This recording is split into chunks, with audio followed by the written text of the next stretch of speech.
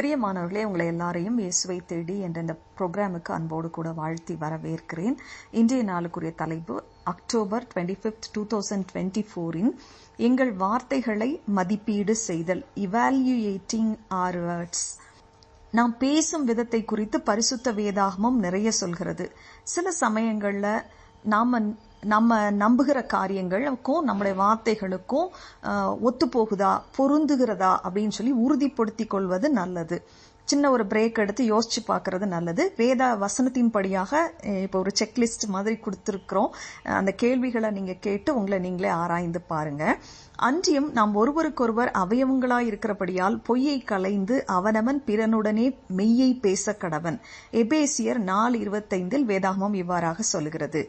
நீங்கள் உண்மையை பேசும் ஒரு நபரா, அல்லது சில நேரங்களில் உங்களை நல்லவர்களாக காட்டிக்கொள்வதற்காக சிலவற்றை மறைத்து பேசுகிறீர்களா? அடுத்த வசனம் பார்க்கலாமா? யாக்கோபு 1:19 வேதாகமத்தில் இவ்வாறு சொல்லப்பட்டிருக்கு. யாவரும் கேட்கிறதற்கு தீவிரமாயும் பேசுகிறதற்கு பொறுமையாயும் கோபிக்கிறதற்கு தாமதமாயும் இருக்க கடவர்கள்.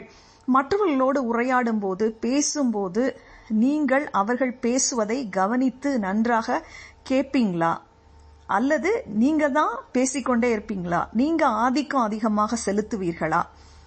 எந்த சமயத்திலும் சகலவிதமான வேண்டுதலோடும் விண்ணப்பத்தோடும் ஆவியினாலே ஜெபம் பண்ணி அதன் பொருட்டு மிகுந்த மன உறுதியோடும் சகல பரிசுத்தவான்களுக்காகவும் பண்ணும் வேண்டுதலோடும் விழித்து கொண்டிருங்கள் என்று எபேசியர் 6:18 வாசிக்கிறோம்.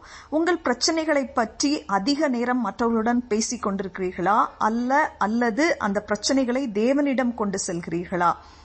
அடுத்த வசனம் பார்க்கலாமா?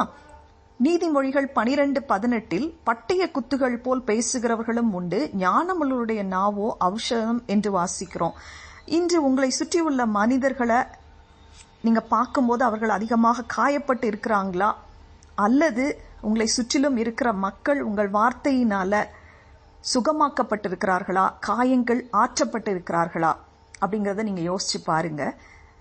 ஒரு சின்ன ஜபத்தோடு கூட முடிச்சிடலாம். நேசிக்கிற அன்பின் பரலோக தகப்பனே, எங்களை தாழ்த்தி உங்களுடைய கரங்களில் ஒப்பு கொடுக்கிறோம்ப்பா. இன்னைக்கு எங்களுடைய வார்த்தைகள் எப்படி இருக்கு அப்படிங்கறது எங்களை நாங்க ஆராய்ந்து பார்க்கறதற்காக வந்திருக்கிறோம். அந்த வேத வசனத்தின் வெளிச்சத்தின் மூலமாக ஆராய்ந்து பார்க்க எங்களுக்கு கிருபையை கொடுத்ததற்காக ஸ்தோத்திரம். இதுல நாங்க எங்க தவறு இருந்தாலும் அந்த இடத்தை எங்களுக்கு உணர்த்தி காண்புங்க. எங்களோட வார்த்தை சரியாக இருக்கவும், மற்றவர்களை நாங்க காயங்களை கட்டுகிறவர்களாக இருக்கவும், உண்மையை பேசுகிறவர்களாகவும், எங்களுடைய பிரச்சனைகளை உங்ககிட்ட கொண்டு வருகிறவர்களாக நாங்கள் இருக்க எங்களுக்கு உதவி செய்யுங்க. இயேசுவின் மூலமே ஜெபம் கேளோம் நல்ல பிதாவே, ஆமேன் ஆமேன். இந்த குறு செய்தியை கேட்டதற்காக உங்களுக்கு நன்றி சொல்றேன். இது நான்சி டிமாஸ் வால்கமுத் என்பவருடைய சீக்கிங் ஹிம் ப்ரோக்ராம்ல இருந்து எடுக்கப்பட்டது. தேங்க்யூ. God bless you.